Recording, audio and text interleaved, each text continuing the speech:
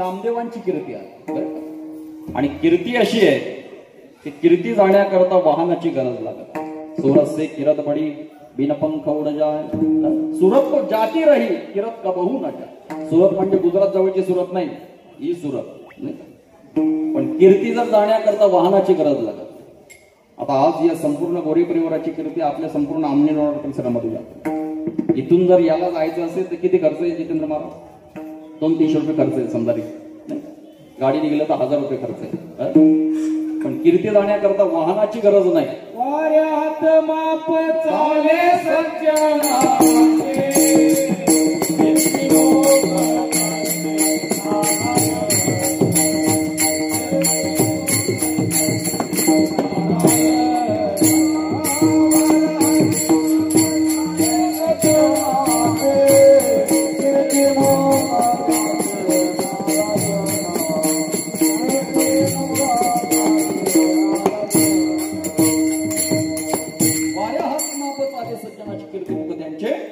नामदेवांची कीर्ती कबीर महाराजांच्याकडे आणि उत्तर प्रदेशामध्ये कबीर महाराज पंढरपुराकडे आले आणि पंढरपुरात आल्यानंतर तिथे बघितलं तर तिघींची भांडणं चाललेली होती. कशावरून? गोवऱ्यांवर. आणि कबीर महाराजांचं लक्ष गेले तिथे थांबले आणि त्यांची भांडणं बघितल्यानंतर त्यांचं अंतःकरण द्रवित झालं. कारण दुसऱ्याचं दुःख बघितलं की ज्याचं अंतःकरण द्रवित होतं त्याला साधूचं अंतःकरण म्हटलेलं. म्हणून तर साधूच्या अंतःकरणाला लोण्याची उपमा दिली. मृदू सहाय्य नवनीत तैसे सज्जनाचे चित्त. पण मला वाटतं साधूच्या अंतःकरणाला लोण्याची उपमा कमी पडते. लोणी जर कडवायचं असेल तर त्याला जाळ लावावं लागतं. पण साधूच्या अंतःकरणाला अग्नीची गरज नाही. दुसऱ्याचं दुःख बघितलं की ज्याचं अंतःकरण द्रवित होतं त्याला साधूचं अंतःकरण म्हटलं जातं. आणि त्यांची भांडणं बघितलं आणि कबीर महाराजांचं अंतःकरण द्रवित झालं आणि विचारलं, का भांडता बोल? म्हटलं हिने आमच्या गौऱ्या चोरल्या. कोण होत्या तिथे? जनाबाई. जनाबाईने सांगितलं, मी नाही गौरी चोरली महाराज. म्हटलं हिनेच गौऱ्या चोरल्या. म्हटलं कशावरून? आम्ही दोघी जणी आहोत आणि ही एकटी आहे. मग हिच्या एकटीचा ढीग आमच्यापेक्षा जास्त कसा? कबीर महाराज म्हणाले, हा मुद्दा पटण्यासारखा आहे. पण विचारलं, म्हटलं त्या दोघी जणी आहे आणि तू एकटी आहे, मग तुझ्या एकटीचा गौऱ्यांचा ढीग जास्त कसा? मग जनाबाईने सांगितलं, माझा 4 हाताचा भगवान मला गौऱ्या वेचण्याकरता मदत कर. म्हटलं हे कसं काय? खोटं जर वाटत असेल तर एक करा, प्रत्येक गौरी कानाला लावून पहा आणि विठ्ठल विठ्ठल ध्वनी जर ऐकायला येत असेल तर समजायचं गौरी माझी, आणि विठ्ठल ध्वनी जर ऐकायला येत नसेल तर गौरी चोरली समज. कबीर महाराज खाली बसले, मी तिथंच होतो. हे पटून द्यावं लागतं. तो आप कहते हो कागज की लिखी और मैं कहता हूं निज नयन की देखी. कबीर महाराज खाली बसले आणि गौरी कानाला लावून पाहिजे तर काय? विठ्ठल विठ्ठल ध्वनी आणि चकित झाली. म्हटलं सांगितलं का हो? संपूर्ण भारतभर फिरतो आम्ही, पण जिवंत माणसाची तोंड विठ्ठल विठ्ठल म्हणत नाही. किती ओरडून सांगतात पण नाही म्हणत. आणि तुझी गौरी विठ्ठल म्हणते, तू आहे तरी कोण? जनाबाईने सांगितलं, माझा तसा स्वतंत्र परिचय नाही. मग सगळे मला नामदेवाची दासी म्हणून म्हणतात. म्हटलं कोण म्हणतं? अख्खं पंढरपूर म्हणतं. आणि मग तर धक्का बसला. ज्या नामदेवाची कीर्ती ऐकून पंढरपुरापर्यंत आलो, त्याच्या दासीमध्ये एवढं सामर्थ्य तर तो नामदेवराव कसा असतो? नाही, त्याला म्हणतात जनाबाईचा अधिकार, नाही का? म्हणजे जनाबाई काही सामान्य नाही. तुम्ही पहा, आणखी एक अधिकार जर सांगायचं ठरलं तर फडावरची पद्धत जितेंद्रबाल, फडावर नाही का? फडावर कीर्तन चालू असेल तर तिथे सांगण्याचा अधिकार असतो, नाही का? चाल म्हणण्याकरता म्हणा देवरुखकर, म्हणा इताडेकर, म्हणा किरवलीकर, इथं चाललं आपलं. पण तिथं म्हणा आळंदीकर, म्हणा पुणेकर, म्हणा जळगावकर, नाही का? कीर्तन नामदेवरावांचं चालू आहे आणि गवई गाण्याकरता संत ज्ञानोबर आहे आणि सांगण्याचा अधिकार जनाबाई.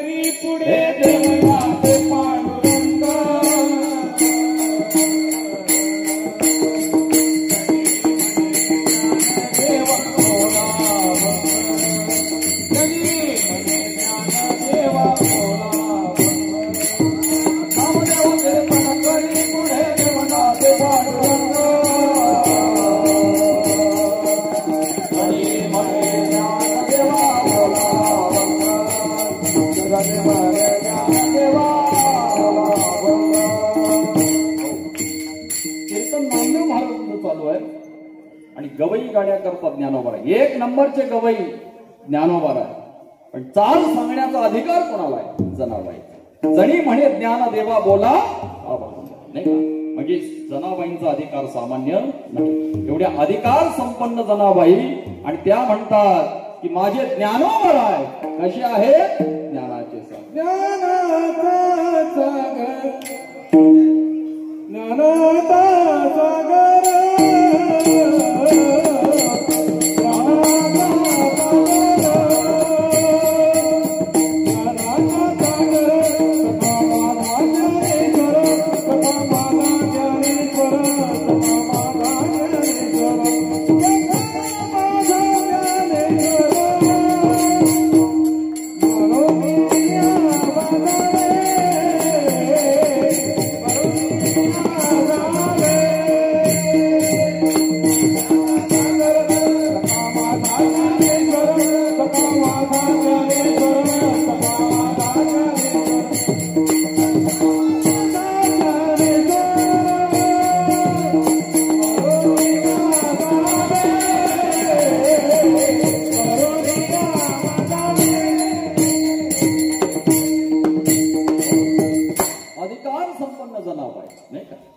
जे जे झाले अवतार तुका त्याचे बरोबर याने जनाबाई सुद्धा चारही युगामध्ये नामदेवरायांच्या सोबत होत्या नाही का. सयुगाचा भक्त नामा उभा कीर्तनी पाठीमागे डोळे झाकून उभी ते अशा अधिकार संपन्न जनाबाई ज्ञानेश्वर महाराजांचं वर्णन करत असताना ते म्हणतात की माझे ज्ञानोवर आहे. कसे आहे? ज्ञानाचे सागर आहे. आता इथे ज्ञानाबद्दल उपमा दिली ती सागराची उपमा दिली नाही का. मग नदीची का नाही उपमा दिली? ओळाची का नाही उपमा दिली? नदीमध्येही पाणी, ओळामध्येही पाणी आणि सागरामध्येही पाणी. मग उपमा सागराचीच का? त्याचं कारण ओळामध्ये पाणी आहे पण कधी पर्जन्याचे काळी, ओळाचे अहो पट्टीचा पोहणारा असू द्या, पट्टीचा पोहणारा, पण पावसाळ्यामध्ये ओळ पलीकडे जाऊ देत नाही. पण पाऊस गेला की थेंब सापडायचा. याला म्हणतात उथळ पाण्याला खळखळाट पाणी. नाही तर दोघ जण गेले होते शेतावर बरं का, आणि पलीकडे जायचं होतं. पाऊस भरपूर होता. भाऊ महाराज ओळ जोरात वाहत होता. म्हटलं आता पलीकडे काही जाणं शक्य होत नाही. बरं किती वेळ पाणी टिकणार आहे? थोड्या वेळात कमी होईल. मग जाऊ आपण नंतर. मग जवळजवळ अजून अर्धा तास लागेल पाणी ओसरायला. अर्धा तास आहे आपल्याजवळ. मग तोपर्यंत चिली मोडू. तेव्हा चिलिमीचा काळ होता. आता काय काय काळ होता ते जाऊ दे काला येतच. मग चला चिलीम काढतो. मग चिलीम आणली, खडा टाकला, त्याच्यामध्ये तंबाखू दाबला. मग शापी भिजवायची. हे चांगलं आहे का तुम्ही बरं का. शापी ती भिजून आणायची असते का? त्याचा हेतू वेगळा आहे. धूर जाईल पोटात तो फिल्टर होऊन जावा नाही का. हे तेव्हापासून फिल्टर, डबल फिल्टर. ती शापी गुंडाळायची होती त्याकरता सांगितलं जा शापी भिजून आण. शापी भिजवायला गेला, थेंब नाही सापडला ओळा. याचं कारण पर्जन्याचे काळी ओहळाचे उथळ पाण्याला खळखळाट पार मगाशी मी बोललो. याचं कारण आहे पहा कमी ज्ञान असेल त्याचा अभिमान जास्त असतो. आमच्यासारख्यांचं तेच. जसं पहा विंचू सगळ्यांना माहिती आहे. विंचू विष किती आहे त्याच्या नांगीमध्ये? थोडस आहे पण आकडा 1000 पट विष सापामध्ये, पण मान खाली. साप खाली मान टाकतो तसं विंचूही खाली मान टाकतो. पण कधी? पाल बघितल्यावर. पाल बघितली की विंचू नांगी खाली टाकतो. पण पाल पण खाली मान टाकते. कधी? कोंबडी बघितल्यावर. कोंबडी बघितल्या पाल खाली मान टाकते. तुम्ही कोंबडी आली का? पाल जर असेल तर नेते उकरीड्यावर. मंगळवार उकरीड्यावर. तर मला सांगा त्याचा नायनाट करून टाकते पालीचा कोंबडी. आता एवढा जहरी विंचू त्याला पाल खाते. एवढी जहरी पाल तिला कोंबडी खाते. आणि एवढी जहरी कोंबडी शपथ मी काही नाही बोललो. हवी त्याचं कारण उथळ पाण्याला खळखळ पाणी मला सांगायचं. म्हणजे पर्जन्याचे काळी ओहळाचे ओहळामध्येही पाणी. पण ते कमी अधिक होत असतं. मग होळाची उपमा का नाही दिली? त्याचं कारण आहे. बरं, मग नदीमध्ये पाणी आहे, तर नदीला पाणी असतं, पण कधी वर्षाकाळी सरिता चढू लागे, शरदकाळी ती ओतू लागे, नाही का? नदीमध्ये पाणी आहे, पण त्याला कमी अधिक होत असतं. पण समुद्राकडे तुम्ही कधीही जा, उन्हाळ्यात जा, पावसाळ्यात जा, दुष्काळात जा, सुकाळात जा, दिवसा जा, रात्री जा, पूर्णपणे पाण्याने भरलेला आहे. पण उपमा दिली ती सागराची. विठ्ठल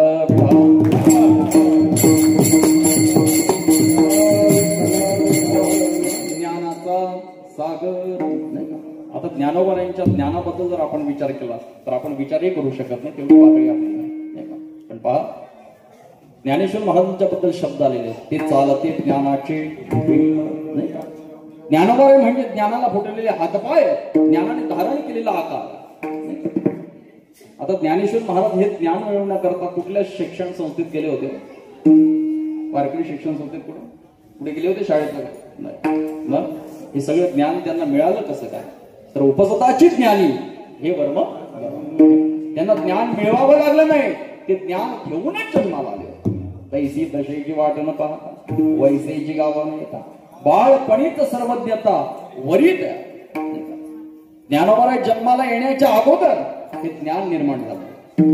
जसं पहा, सूर्य ज्यावेळेस उगवतो, बरं का, सूर्य ज्यावेळेस उगवतो त्यावेळेस त्याचा प्रकाश अगोदर की सूर्य अगोदर?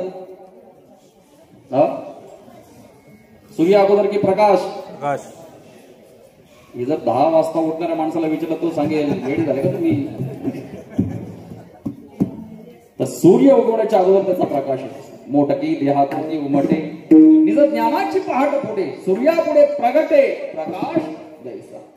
सूर्य अगोदर की प्रकाश, तर प्रकाश अगोदर आणि नंतर सूर्य. तसं ज्ञानोबा जन्माला येण्याच्या अगोदर त्यांचं ज्ञान निर्माण झालं होतं. त्यांना ज्ञान मिळवावं लागलं नाही, ते ज्ञान घेऊनच जन्माला आले, नाही का? नंतर पाहत, गीतेमध्ये ज्ञान आहे, पण ते गुह्य ज्ञान आहे, आणि ते काही सामान्यांना कळत. संस्कृत भाषा जगासी कळेना, म्हणून नारायणा करुणा. संस्कृत भाषा सगळ्यांना कळत नव्हती, म्हणून ज्ञानोबांना अवतार घ्यावा लागला, नाही? काही माणसं म्हणतात संस्कृत सोपी भाषा, सोपी भाषा संस्कृत, काय कठीण आहे त्याच्यात? अनुस्वारम देतम संस्कृतम होतम, एवढी सोपी आहे का? नाही तर मधुकर बाबा, एक जावई गेला सासूरवाडीला, बरं का, जावई, आणि सासू लंगडी होती, बरं का, लंगडी, थोडीशी वाढवा होती, उगाच पाय गेला का? आणि माळवदाचं घर होतं, माळवदाचं. आणि जावई गेला दुपारी, सासूबाईने स्वयंपाक केला आणि स्वयंपाक घरामध्ये जेवायला वाढला. आणि जेवायला बसल्यानंतर जावई जो होता तो संस्कृतचा प्राध्यापक होता आणि सासू होती ती अशिक्षित होती. आणि बसल्याबरोबर तिथं विचारलं, जावई बापू तुम्ही मास्तर आहे म्हणे? म्हटलं हो. बरं मग काय शिकित्या? काय शिकित्या? संस्कृतचा प्राध्यापक आणि सासू विचारते काय शिकित्या? म्हटलं संस्कृत. एवढा सोपा विषय. म्हटलं तुम्हाला येतं? काय कठीण आहे त्याच्यात? अनुस्वारम देतम संस्कृतम होतं, एवढं सोपं आहे. मग काय सोपं आहे? बरं, मग माळवदाचं घर होतं, तुम्हाला माहिती आहे सगळ्यांना, आणि भोंगा लाकूड पोखरत होतं. म्हटलं हे काय करतो? हे संस्कृत मध्ये सांग. मग तिने सांगितलं, भुंगम कोरितम काष्टम दुष्कडम पडतम भुईम. एवढं सोपं आहे. आणि एवढं जर सगळं सामान्यांना कळत असतं तर ज्ञानोबांना अवतार घ्यावा लागला असता.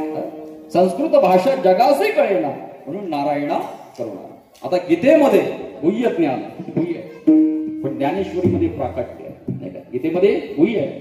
9व्या अध्यायाच्या प्रारंभाला श्लोक आलेला, इदम ते गुह्यतमं प्रवक्ष्याम्यन सूये ज्ञान विज्ञान सहितम यज्ञात्वा मोक्ष शोधा. म्हणजे गीतेमध्ये गुह्य ज्ञान आहे, पण ज्ञानेश्वरीमध्ये प्राकट्य, प्रकट गुह्य, नाही का? जे गुह्य होतं ते ज्ञानोबरांनी ज्ञानेश्वरीच्या माध्यमातून प्रगट केलं, सगळ्या जगाला ते ज्ञान प्राप्त करून दिलं. आणि पहा, जे गीतेमध्ये आहे ते ज्ञानेश्वरीमध्ये आहेच, पण जे ज्ञानेश्वरीमध्ये आहे ते गीतेमध्ये आहेच असं नाही. त्याचं कारण आहे गीतेतले गुह्य ज्ञानोबांनी ज्ञानेश्वरीच्या माध्यमातून ते प्राकट्य सगळ्यांच्या समोर केलं. आणि कितीतरी दृष्टांत आणि कितीतरी ओव्या सांगून तुम्हाला त्या माध्यमातून हे ज्ञान प्राप्त करून दिलं. पण ज्ञानोबा कसे आहे? ज्ञानाचे सागर, नाही का? आणि पुढे शब्द सखा माझा ज्ञानेश्वर. आता इथे सखा म्हटलं, नाही का? सखा हा प्रेम वाचक आहे आणि माझा हा आत्मीयता वाचक. सखा म्हटलं प्रेम वाचक. आणि बऱ्याच ठिकाणी हा मला वाटतं शब्द साधू संतांनी वापरलेला आहे. ब्रह्म साम्राज्य दीपिका वर्णी येली गीतेची टीका. विठोबाचा प्राण सखा ज्ञानोबा माझा, नाही का? म्हटले ते सखा म्हटलं. आणि पुढे शब्द आहेत माझा. माझा हा आत्मीयता वाचक शब्द. आमचा वेगळा आणि माझा वेगळा. माझा म्हटलं की जवळ. जसं पहा, तुम्ही आम्ही शाळेत शिकत असताना तुम्हाला प्रत्येकाला शिकवलं भारत माझा देश. कधी तर म्हटलं आमचा देश आहे, नाही माझा देश आहे. का? आत्मीयता. आणि ज्यावेळेस बाळ गंगाधर टिळक, बरं का गुरु साहेब, शाळेत शिकत असताना नकाशा भिंतीवर टांगलेला आणि गुरुजींनी विचारलं मधुकर बाबा सांगा हा नकाशा कशाचा? एक जण उभा राहिला आणि सांगू लागला हा नकाशा भारताचा आहे गुरु. बस का? दुसऱ्याला उठवलं, म्हटलं तू सांग. त्याला म्हटलं भारताचं सांगितलं बरोबर नाही, मग आपण समानार्थ शब्द सांगायचा. हा नकाशा हिंदुस्थानचा आहे गुरु. बस का? तिसऱ्याला उठवलं, म्हटलं तू सांग, तो इंग्लिश मिडियमचा. हा नकाशा इंडियाचा आहे सर. बस का? आणि बाळ गंगाधर टिळक छोटीशी मूर्ती शेवटच्या वाकड्यावर आणि सांगितलं सांगा टिळक हा नकाशा कशाचा? जाग्यावर थांबले, तरा तरा चालत आले. नकाशा भिंतीवर टांगलेला होता. एक हात नकाशाला लावला आणि एक हात छातीला लावला. भारताचं म्हटलं नाही, हिंदुस्थानचं म्हटलं नाही, इंडियाचं म्हटलं नाही. हा नकाशा माझ्या देशाचा आहे. ही जशी आत्मीयता तसं माझा. विठ्ठल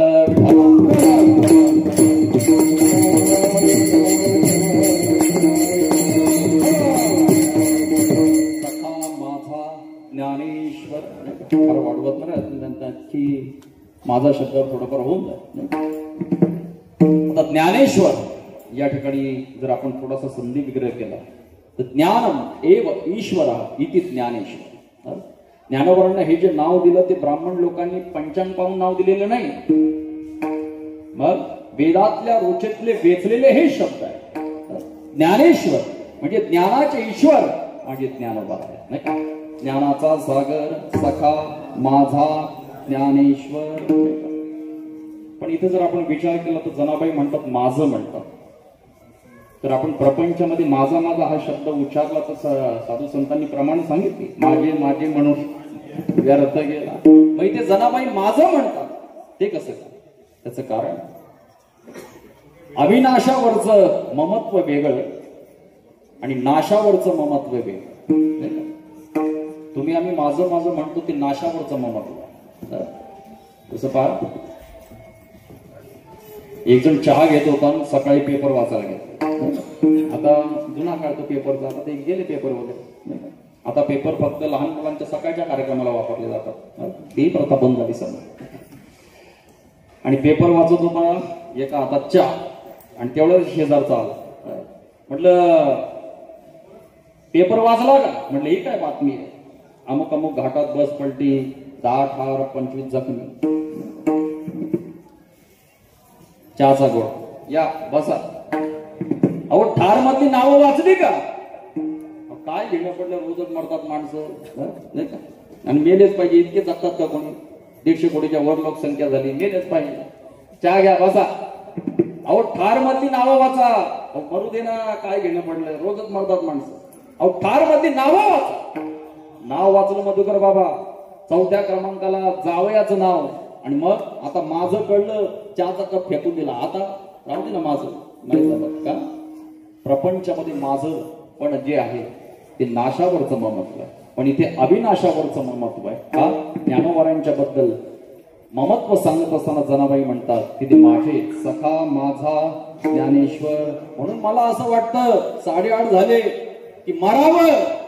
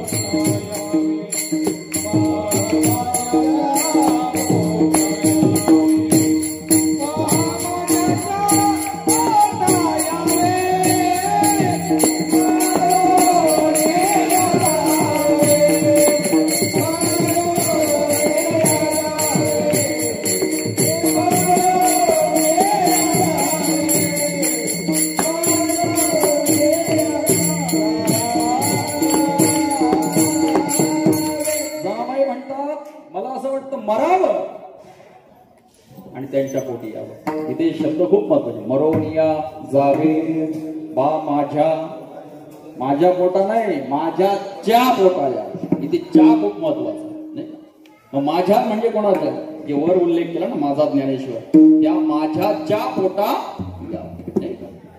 मरोनिया जावं. जसं पहा व्यवहारामध्ये आजोबाच्या दृष्टीने नातू आणि एवढं प्रेम असतं आजोबाचं नातवावर, आजी असेल प्रेम असत आणि त्यावेळेस पटापटा मुके घेते आणि केवढं गोंडस बाळ, बाळा मला असं वाटतं मरावं आणि तुझ्या पोटी जन्मला. हे जसं प्रेम व्यक्त करत असताना आजी नातवाविषयी प्रेमभाव व्यक्त करते, तसं जनाबाई म्हणतात मरावं आणि तुमच्या पोटी जन्माला यावं. मरोनिया जावे बा माझ्याच्या पोटा यावे नाही का. म्हणून आता असं करा, आता माझ्या भावा ऐसे करिगा ज्ञानदेवा. आता इथे वर ज्ञानेश्वर आणि इथे ज्ञानदेव असा का उल्लेख केला, त्याचं कारण आहे ज्ञानदेव शब्दामध्ये सुद्धा एवढं सामर्थ्य आहे नाही का. ज्ञानदेव ज्ञानदेव म्हणता ज्ञानदेव तो देतो, वासुदेवाची होतो अखंड वदनी वदेतो नाही. म्हणजे केवळ ज्ञानदेव ज्ञानदेव जरी म्हटलं तरी ज्ञानदेव तो देतो. एवढं सामर्थ्य ज्ञानदेव शब्दामध्ये, ज्ञानेश्वर शब्दामध्ये नाही. म्हणून जनाबाई म्हणतात की मला असं वाटतं माझा जीव तुमच्यावर ओवाळून टाका. जावे ओवाळूनी जन्मोजन्मी दासी अशी माझी ज्ञानोबार आहे. सगळ्या संतांमध्ये श्रेष्ठ आहेत. ज्ञानदेव वैष्णव मोठा विठ्ठल नामे मुक्त होईल. सगळ्या संतांनी त्यांचं वर्णन केलेलं आहे. केवळ जनाबाई करतात असं नाही. पाहत चुकिता तुरणेसी हा ज्यांचा अधिकार त्या तुकोबारांनी म्हणावा. ज्ञानियांचा गुरु राजा त्यांनी दिलेलं प्रशस्ती नाही. नामदेवरायांनी वर्णन करावं. ऐकेका ज्ञान चक्रवर्ती तुतव ज्ञानिया ज्ञानाचीच मूर्त नाही. नादबाबांनी म्हणावं ज्ञानियांचा शिरोमणी वंद्य देवका पूज्यस्थान. प्रत्यक्ष भगवान परमात्म्याने वर्णन करावं. देव म्हणती रुक्मिणी हा एकाची योगी देखील हेच ज्ञान संजीवनी जाण जनाबाई वर्णन करतात. विवेक सागर सखया माझ्या ज्ञानेश्वर. सगळ्या संतांनी त्यांना प्रशस्ती पत्र दिलेलं आहे. केवळ जनाबाईच वर्णन करतात असं नाही. आणि अशा संतांचं जर वर्णन केलं तर आपलं मुख पवित्र होतं, सोहळं होतं नाही. म्हणून त्या संतांनी तुम्हाला मार्ग दाखवला की आपलं मुख पवित्र करायचं असेल आणि त्यांच्या रूपाला जर जायचं असेल तर काय केलं पाहिजे. भजन नामचिंतन कसं करायचं.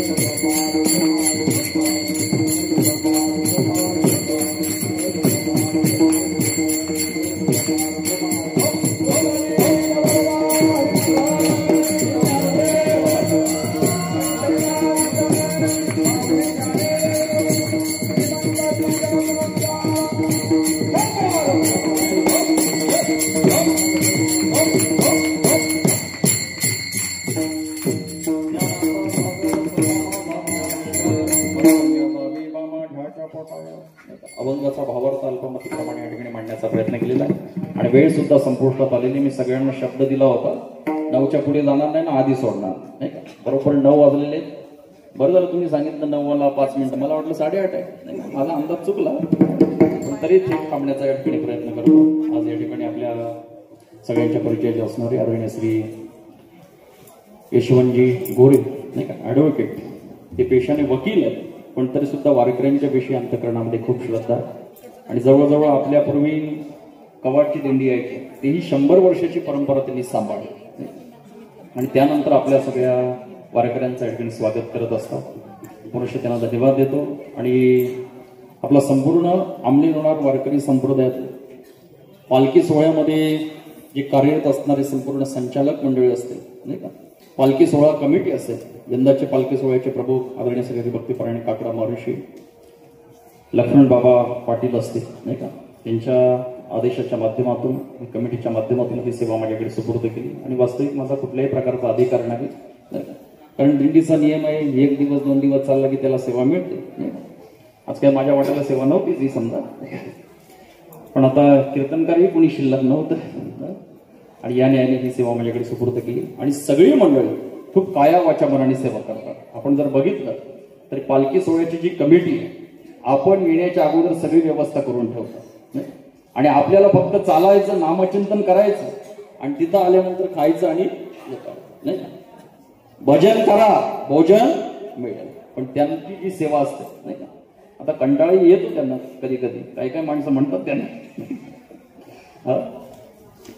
पण त्यांचा त्यांनी राग मानू नये. ही सेवा ईश्वरापर्यंत पोहोचत असते आणि संपूर्ण कमिटी असेल नाही का. आपली आता पसायदान धर्मशाळा म्हटलं की सगळ्यांचा स्वाभिमान आहे. अत्यंत कमी दिवसामध्ये संपूर्ण कमिटीचा चोख पद्धतीने कारभार असल्याकडे नाही का, काली आमच्या जितेंद्र महाराजांनी वर्णन केलं नाही का, जसं म्हटलेले अवचिते यावरी सर्वस्व पांडिते चोख तरी तोची भांडारी नाही का. अत्यंत चोख कारभार असल्यामुळे आपली ही धर्मशाळा पूर्णत्वाला गेलेली आणि आता सगळ्यांचे डोळे लागले ते पंढरपूरकडे नाही का. तेही काम लवकरात लवकर पूर्ण होणार आहे आणि ते झालं की मग पुढचा पाहू आपण नाही का सगळं. आणि या जुन्या मंडळींनी खूप मेहनत केली आणि आपल्या सगळ्या तरुण वर्गाला हे सगळं आयतं मिळणार आहे, आयतं नाही का. आपल्याला काही करायची गरज नाही, म्हणजे करावं लागेल, फक्त सांभाळावं लागेल, सांभाळा नाही का. आणि खऱ्या अर्थाने सांभाळणंच खूप कठीण आहे. कठीण योगावनी चेन हो कलिया होय शरण नाही.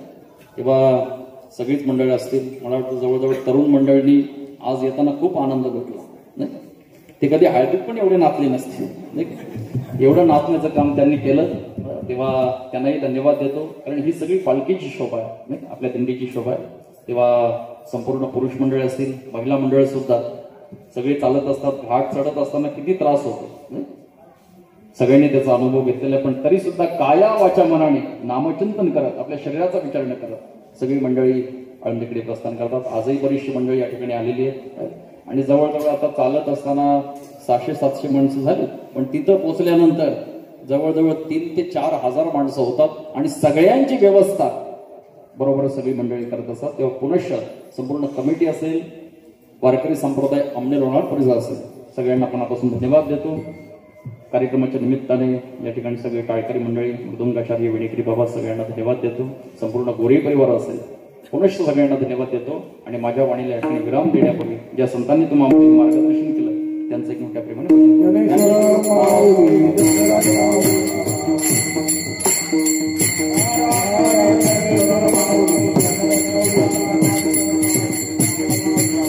वाकोडावीचं कपावडी तिचं जोगणी मावली जे म्हणून माझं लेकर वाचनी पुढे तुमची कृपाळू पुण्य दे ते चैल असे जाणून याला बोललं. ते प्रेमाचं बोलणं आहे, अधिकाराचं काय बोलणं नाही. पायाच्या प्रसादे काही बोलील विनोदे मज क्षमा करणे संती नोही अंगभूत. आणि या ठिकाणी मी हा जो काही बोलण्याचा यत्न केला माझं काही नाही, ही सगळी सावरम बाबांची कृपा आहे. तुम्हाला सगळ्यांना कल्पना असेल, मी कीर्तन करण्याकरता फार मोठे काही सायास केलेले नाही, काही सायास केलेले नाही. मी कधी टाळी घेऊन उभा राहत नव्हता, डायरेक्ट कीर्तन. आणि त्याचं कारण असं आहे की सावरम बाबांनी कृपा केली. मी काही त्यांची सेवाही केलेली नाही, त्यांनी माळ घातली माझ्या आणि अनुग्रह दिला बाबांनी, पण त्यांनी कृपा मात्र माझ्यावर नक्की केली. सत्यगुरु राई कृपा माझं केली, परी नाही घडली सेवा नाही, पण त्यांनी कृपा मात्र केली. आणि कृपेमध्ये एवढी ताकद आहे, कृपा कटाक्ष नाही आपुले पदी बैसले नाही, त्यांनी त्यांच्या स्थानावर आम्हाला आणून सोडलं. हे सगळं कृपेमुळे, माझं काही नाही. तेव्हा काही कमी अधिक झालं असेल ते भरून करा, नृत्य पुरते अधिक करून घ्यावे तुमचे तुका म्हणे जपा मंत्र ते अक्षरी जपा.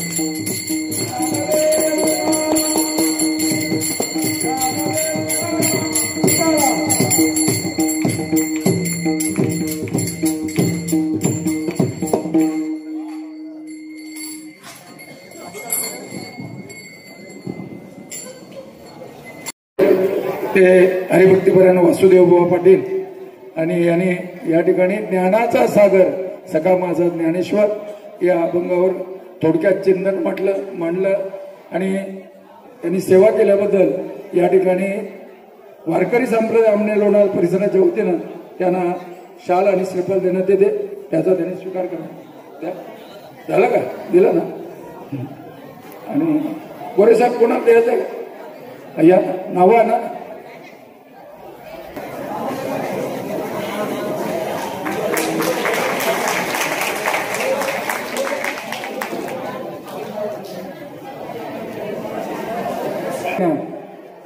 मदत करतात तेव्हा त्यांची कोणी मैत्रीण असेल त्याने या ठिकाणी येऊन आपल्या सन्मानाचा स्वीकार करा. या ताई, तुम्ही पण या. संतांच्या सर्व सज्जनांना विनम्र भावाने अभिवादन करू. मजल दर मजल करत आपण श्री क्षेत्र आमने येथून आज कामशेत या मुक्कामाला आल्यानंतर आपल्या सर्वांचं स्वागत. थांबा ना जरा, बसा ना जरा.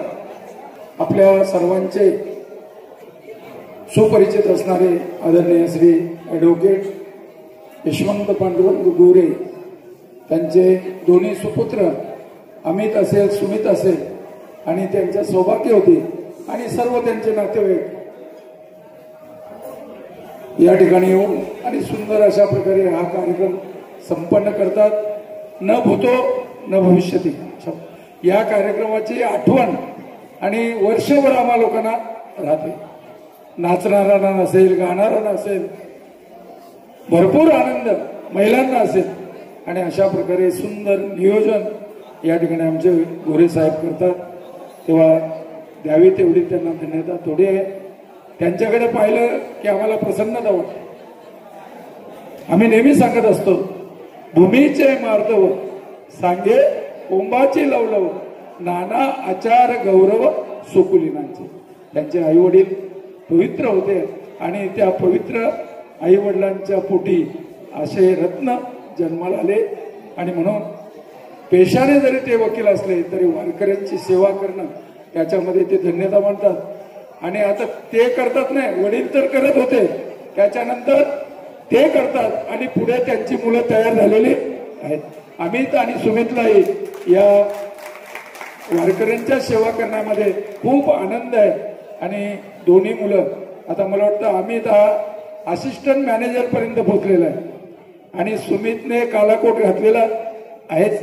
म्हणजे साहेबांची चिंता आता म्हटलं, आता फक्त एक चिंता आहे की सुमितचं लग्न होईल, तेवढीच चिंता आहे. आणि एक घराची चिंता आहे, हे घर सुद्धा झाल्याशिवाय राहणार. प्रापंचिक गोष्टी आपल्या जीवनामध्ये प्रारब्धाने आपल्याला मिळत असतात. प्रारब्धाने त्या सगळ्या गोष्टी मिळत असतात. तेव्हा निश्चितच त्यांचं जीवन चांगल्या प्रकारे सुखमय हो अशी प्रार्थना या ठिकाणी मी करतो.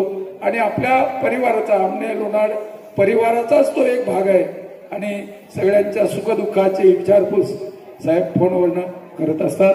तेव्हा असो, या सर्व मंडळीला उदंड आयु आरोग्य प्राप्त हो आणि अशी सेवा त्यांच्या जीवनामध्ये घडत राहो म्हणून या ठिकाणी साहेबांचा सत्कार मी या ठिकाणी करतो. त्याचा त्यांनी स्वीकार करा. आणलं का? प्रमुख आहेत आदरणीय श्री लक्ष्मण बाबा खांडवळ. खांडवळ म्हटलं की भांडवल जास्त आहे. या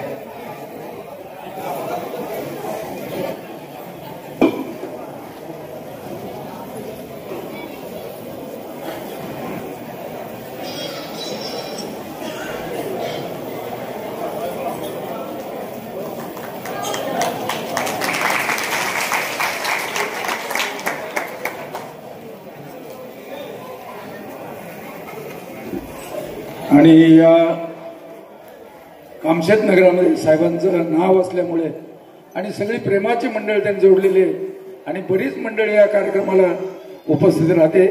तेव्हा सगळ्यांचं मी या ठिकाणी शब्द सुमनाने आभार मानतो.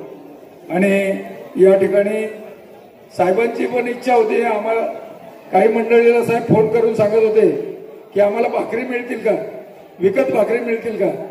पण आमची धामणगावची मंडळी आहेत, त्यांनी या ठिकाणी आपल्या आमने लोणार परिसरासाठी 800 भाकरी घेऊन आलेले आहेत. तेव्हा या ठिकाणी मी रमेशजी भोईर असेल आणि त्यांचे सहकारी असतील यांना विनंती करतो की त्यांनी या ठिकाणी येऊन आपल्या सन्मानाचा स्वीकार करावा. या या या ना दोघे, या दोघे. बापगाव गावच्या फशीबाई नामदेव पाटील, मला वाटतं महिला आघाडीच्या प्रमुख आहेत त्या, आणि त्यांनी या ठिकाणी 300 भाकरी, म्हणजे साहेब 1100 भाकरीची व्यवस्था आहे. उद्यापर्यंत सगळी मंडळी खाऊ शकतात.